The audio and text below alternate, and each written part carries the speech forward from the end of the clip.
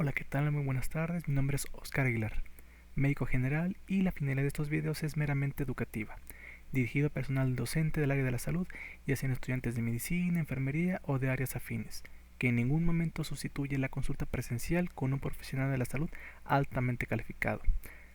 La información aquí mostrada es simplemente dirigida a estudiantes de áreas de la salud con la finalidad de que entiendan el panorama de la patología en cuestión, por lo que si eres un personal con un cargo superior, probablemente la información aquí descrita sea muy básica. Por lo que vuelvo a repetir, la finalidad no es más que ser un medio educativo más.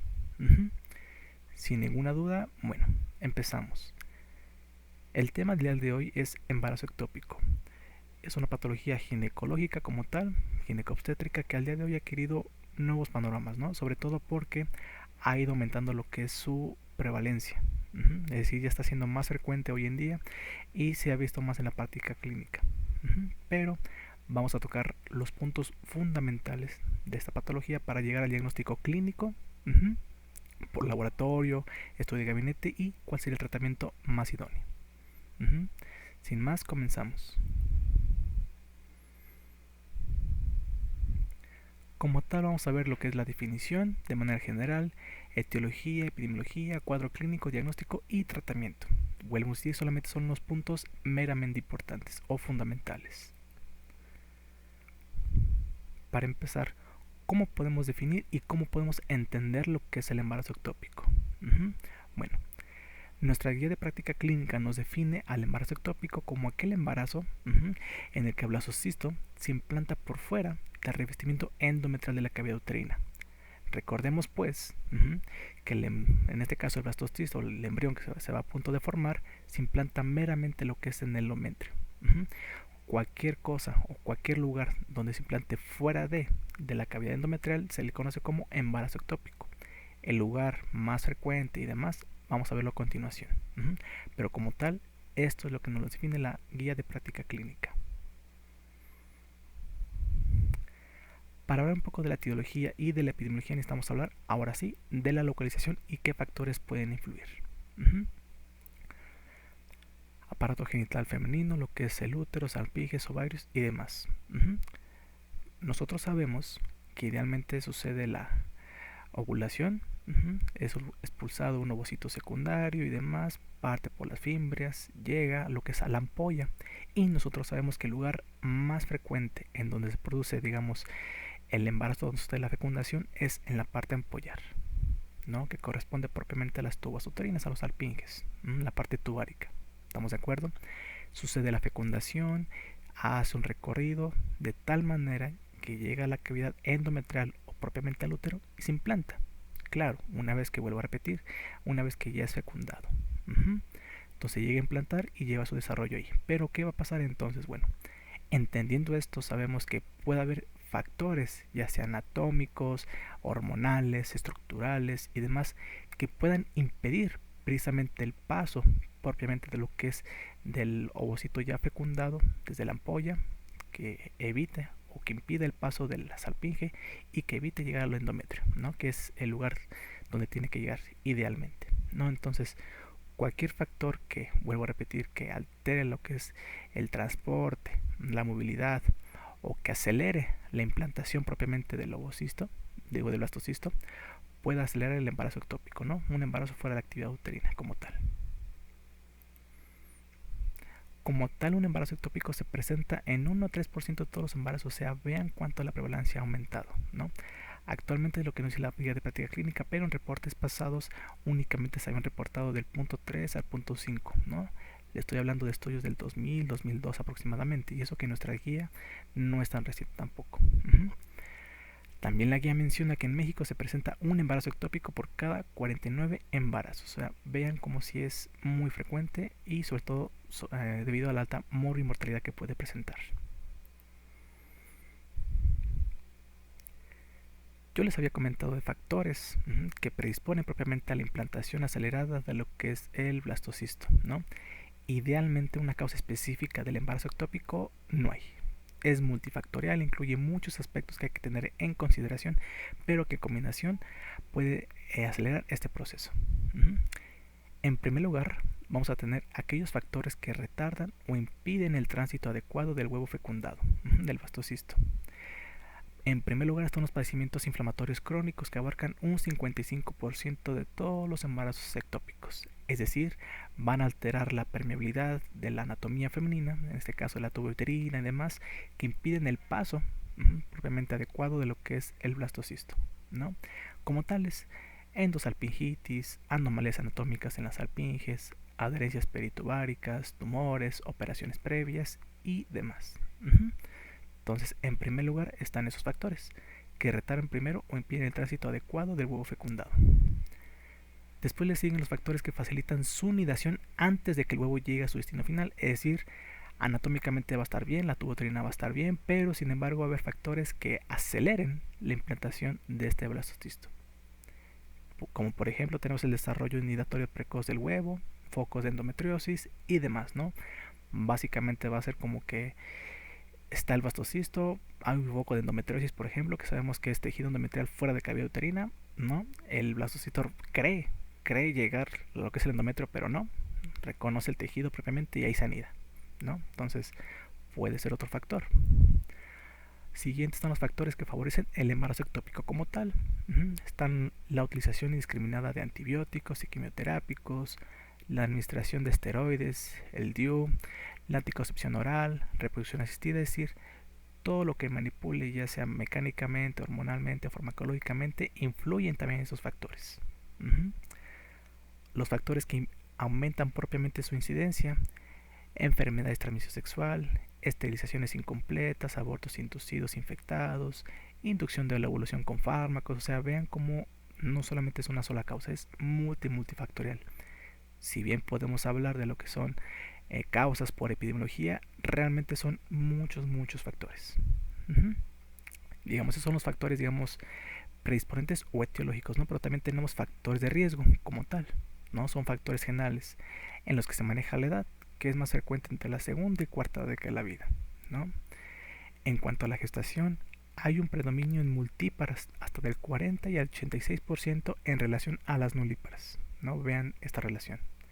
El tabaquismo, por supuesto, que es un factor de excelencia de riesgo en cualquier situación ginecológica. El aborto, que se encuentra en el 45% de los antecedentes, claro. Otro embarazo ectópico previo, hasta un 8% se llega a producir, ¿no? Idealmente se llega a producir en la salpinge contraria, la salpinge opuesta, ¿no? Una cirugía továrica previa, enfermedad pélvica inflamatoria y técnicas de reproducción asistida. Entonces, en conclusión, la etiología propiamente del embarazo ectópico es multifactorial. No es una causa específica, si bien influyen muchos factores que, como hemos visto, son anatómicos, mecánicos, farmacológicos, hormonales, ambientales y demás, pero que por epidemiología podemos hablar mayor aún por prevalencia de uno de estos.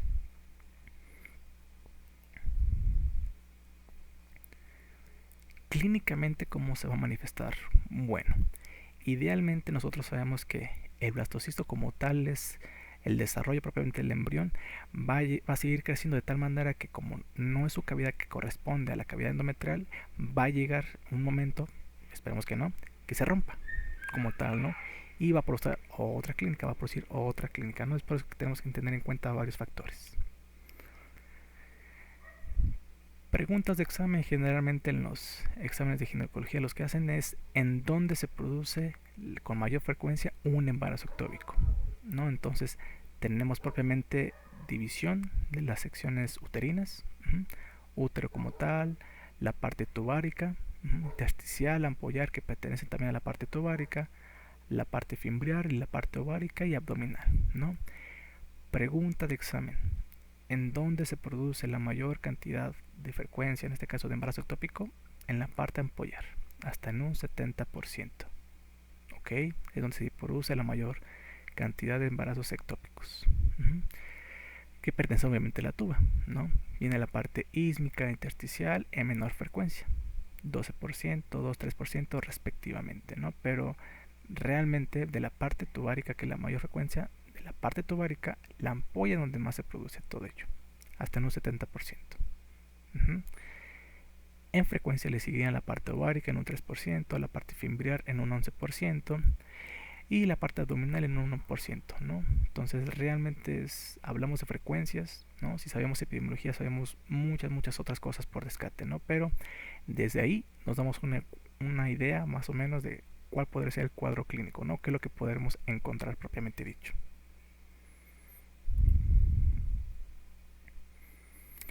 ¿Qué se nos menciona? Bueno, idealmente hay una triada de lo que es clínicamente hablando del embarazo ectópico.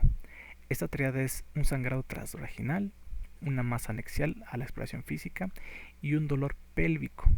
Pero ojo, esta triada únicamente se presenta en el 45% de los pacientes, es decir, es muy poco sensible. Se presenta en muy pocos casos de diagnósticos certeros de embarazo ectópico, se presentan muy escasamente. ¿Estamos de acuerdo? Entonces, realmente nosotros no nos podemos guiar únicamente por esta triada, ¿no?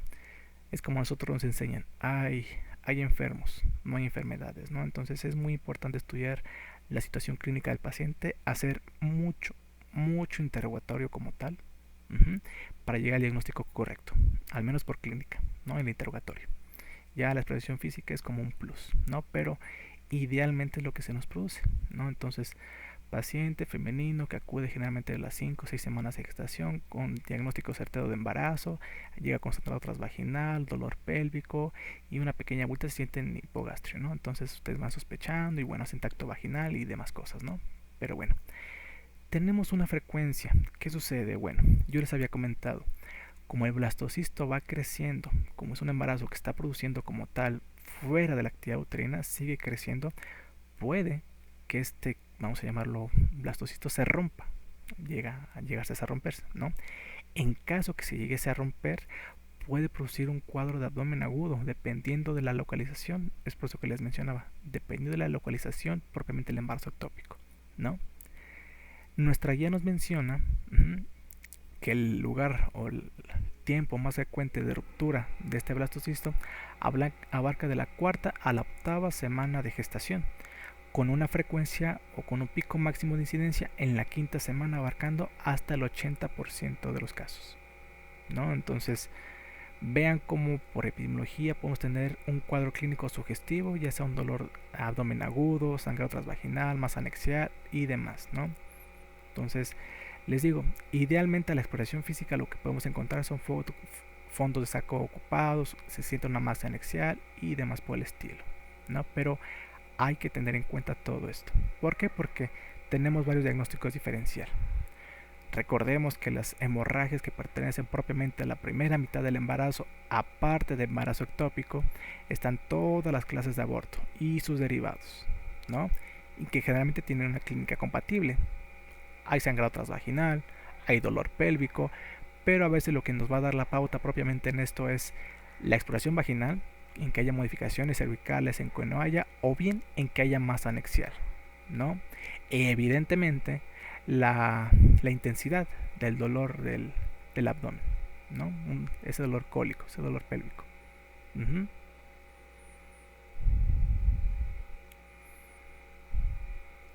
El diagnóstico, bueno, si bien a todos nos enseñan a hacer un diagnóstico clínico, lo cual es correcto, o sea, todo tiene que ser a partir del interrogatorio, confirmatorio por la exploración física y demás, también nos podemos apoyar de lo que son los paraclínicos, ¿ok? Y ahorita vamos a mencionar cuáles son los de elección, cuáles son los gold estándar y cuáles de esos nos sirven más para seguimiento más que para el diagnóstico. Perfecto. En primera instancia, dejando fuera claro en que el diagnóstico principalmente va a ser clínico, vamos a partir de los estudios del laboratorio. Es importante hacerles saber que cualquier estudio de laboratorio, al menos hablando de embarazo ectópico, van a ser más que de diagnóstico, van a servir más de seguimiento. ¿Por qué? Vamos a ponerlo así. Recordemos que es un embarazo, que sí, que en este caso la hormona específica del embarazo, la hormona gonadotropónica colónica humana, va aumentando conforme van aumentando las semanas de gestación hasta cierto límite. Posteriormente mantiene sus niveles y después van disminuyendo. Perfecto. Entonces, como tal, un aumento o disminución nos van a indicar como que patologías que en las que puede aumentar o puede disminuir o tanto no. Entonces les digo, es más como para seguimiento, el tratamiento y ver cómo va evolucionando. Ujú. Lo mismo sucede, por ejemplo, con los niveles de progesterona y demás, que vuelvo a decir son hormonas del embarazo. Vamos a ponerlo así de fácil. Entonces, vamos a explicar las generalidades y los datos que se llegan a ver en el embarazo ectópico en los estudios de laboratorio, específicamente en los estudios hormonales, pero entendiendo que son más o tienen más utilidad de seguimiento más que de diagnóstico. Bueno, teniendo en cuenta eso, pasamos al primer estudio que, como ya les dije, es la hormona gonadotropónica coriónica humana en su fracción beta. Idealmente esta hormona sí va a aumentar como tal, porque es un embarazo que se tiene que mantener y se mantiene como tal, pero va a ir aumentando la mitad, es decir, en un 50% de lo que vería cada 48 horas. Es lo que se nos dice en la biografía. Va a ir aumentando, va a ir aumentando. ¿Y qué va a suceder? Bueno, sí, detectamos la hormona, hacemos un pie, es positivo, cuantificamos la hormona, perfecto, sale. Pero al momento de hacer ultrasonido, caray, no hay saco gestacional en la cavidad endometrial, ¿no? Entonces ponemos a pensar, y es por eso, como les voy a mencionar en diapositivas más adelante, realmente unos valores mayor a 1000 unidades por decilitro, más un sugestivo de embarazo ectópico, es decir, de que no haya blastocisto o embrión en la cavidad endometrial, ambos estudios hacen más sugestivo el diagnóstico de embarazo ectópico. No, pero les digo, aquí es más de seguimiento más que diagnóstico. Número 1.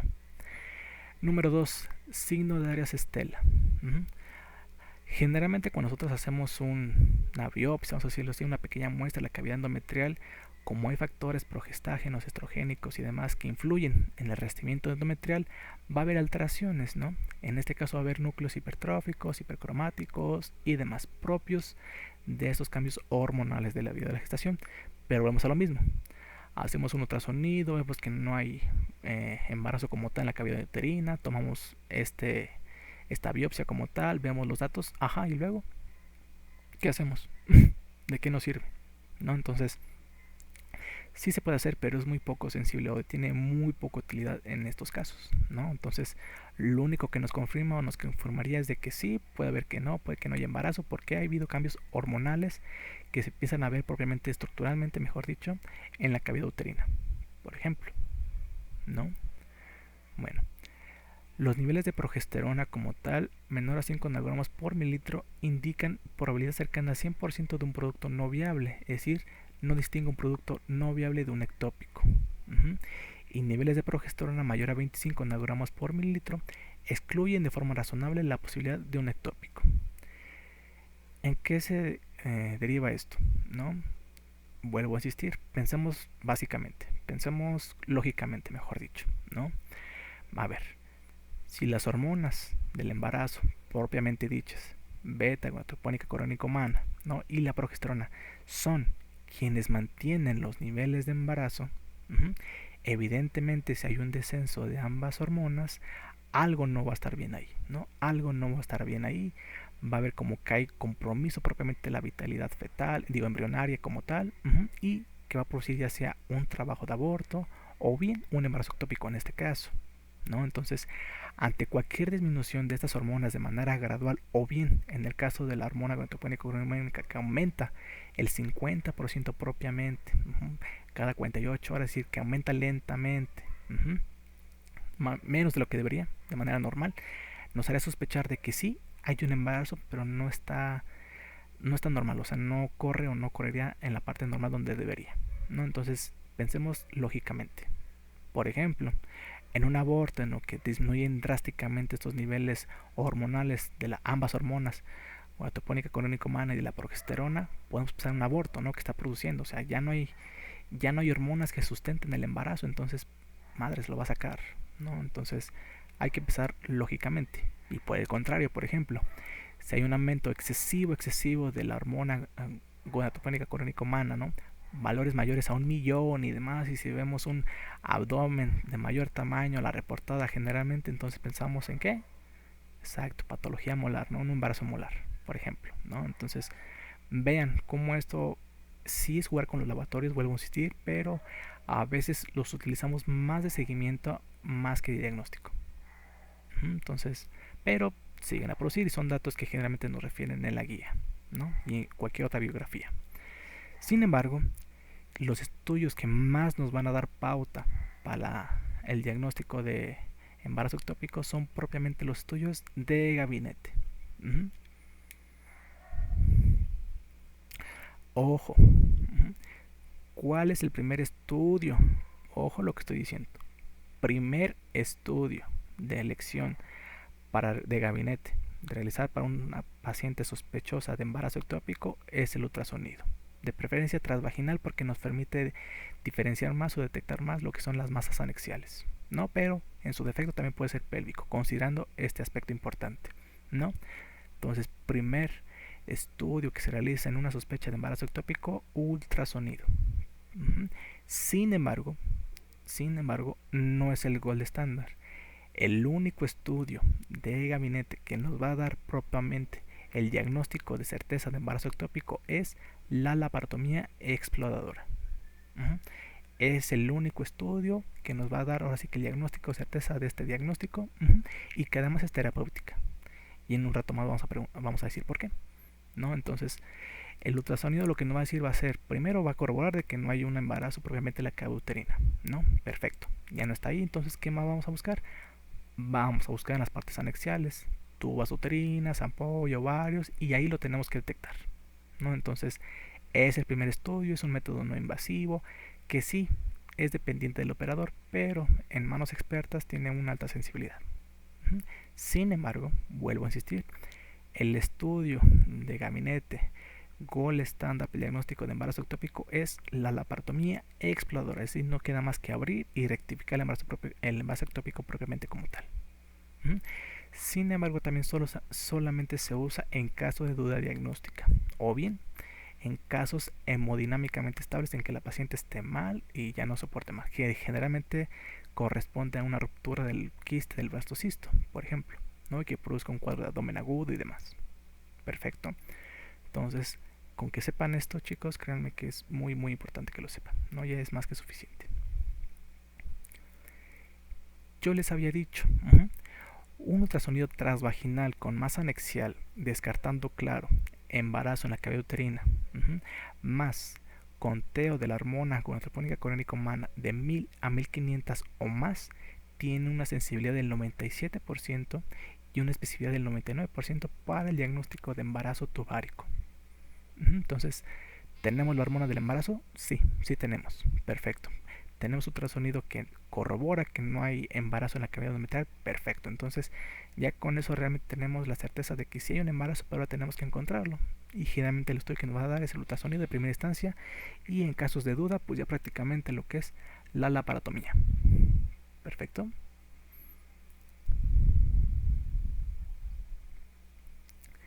El tratamiento, bueno, partiendo de la lógica, bueno, ya conociendo un poco de medicina, ustedes y demás, sabrían más o menos cómo manejar de primera instancia. ¿Ok? Bueno, si no hay complicaciones, es decir, si llega el embarazo ectópico antes, en todo caso, que el quiste se rompa y demás, y la paciente está clínicamente estable, idealmente el tratamiento inicial del embarazo ectópico es médico. ¿Ok?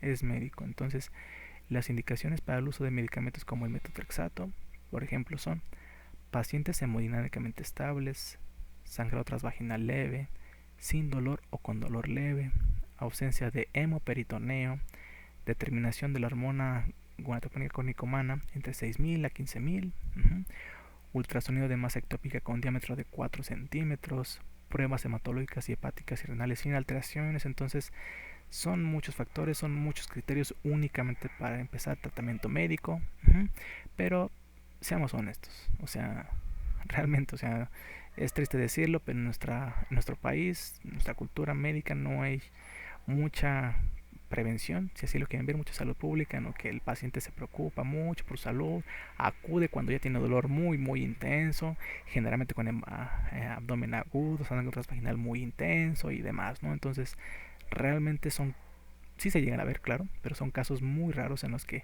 el embarazo ectópico remite propiamente con tratamiento médico, pero sin embargo lo tienen que saber ustedes, ¿no? Que el tratamiento de elección inicialmente es un tratamiento médico si cumple con todas las indicaciones para el uso, en este caso, de metotrexato. Perfecto. Solamente ante esas indicaciones lo podemos utilizar, mientras no. De cualquier forma tenemos también otro tratamiento, ¿no? Bueno, tenemos también la parte quirúrgica, pero lo vamos a dividir en dos. ¿Cómo lo vamos a entender? Bueno, el tratamiento quirúrgico, en caso que no cumpla con medicamento, con indicaciones para tratamiento médico, procederemos a tratamiento quirúrgico, pero aquí tenemos de dos maneras: en pacientes hemodinámicamente estables y hemodinámicamente clínicamente inestables, ¿no? En los pacientes clínicamente estables tenemos dos procesos, dos procedimientos de elección: la salpingostomía y la salpingectomía, ¿no? ¿Cómo lo vamos a entender? Bueno, la salpingostomía, únicamente es el procedimiento en el que, como tal, se extrae propiamente el envase ectópico y ya. O sea, lo extrae, no tiene ningún procedimiento invasivo sobre la anatomía femenina, nada por el estilo, lo extrae. Pero ¿qué sucede?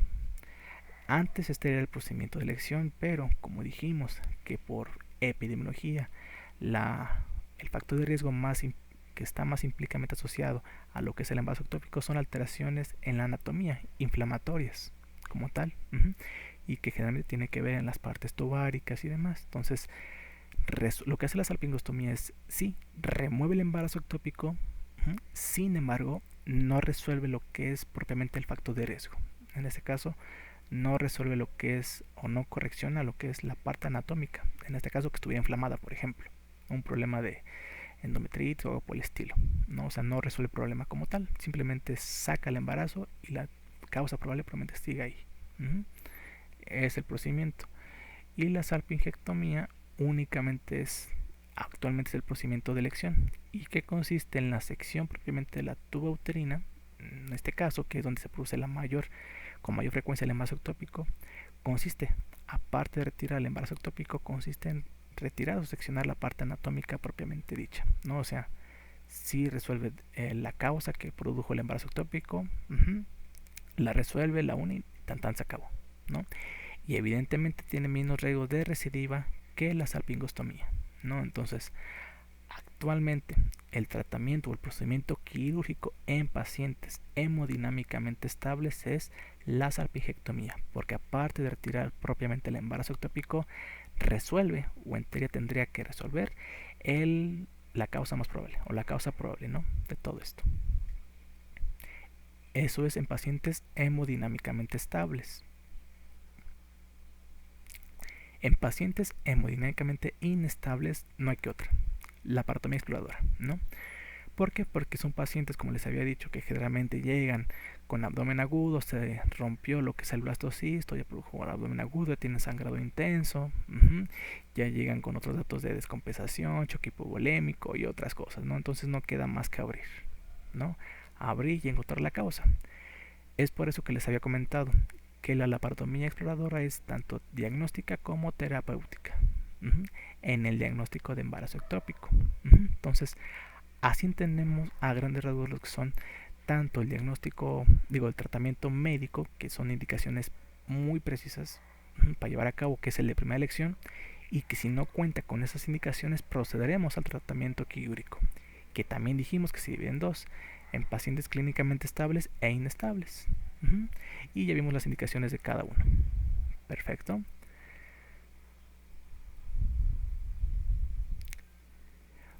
Faltaron ver complicaciones, ¿no? Pero ustedes se pueden imaginar. Entonces, una de ellas es abdomen agudo, choque hipovolémico, sepsis y otras cuestiones que por lógica uno puede deliberar. Sin embargo, vuelvo a repetir, como les dije al principio de la clase, simplemente la plática de este video, la final de este video es meramente educativa, ¿no? Dar generalidades de lo que es la enfermedad. Si bien es cierto que faltaron muchas otras cosas, vuelvo a insistir, está dedicado a personas que apenas están iniciando en este camino, o que están apenas sumergiendo en lo que es en la patología propiamente dicha, ¿no? Sí, yo sé que faltaron otras cosas, mencionar a lo mejor muy importantes y demás, sin embargo, únicamente es con finalidad educativa, ¿no? Que vuelvo a insistir, no sustituye lo que es a la consulta por un profesional de la salud altamente capacitado. Espero les haya gustado la clase el día de hoy. Cualquier duda lo saben en los comentarios y lo espero en el siguiente video. Cuídense mucho. Hasta luego.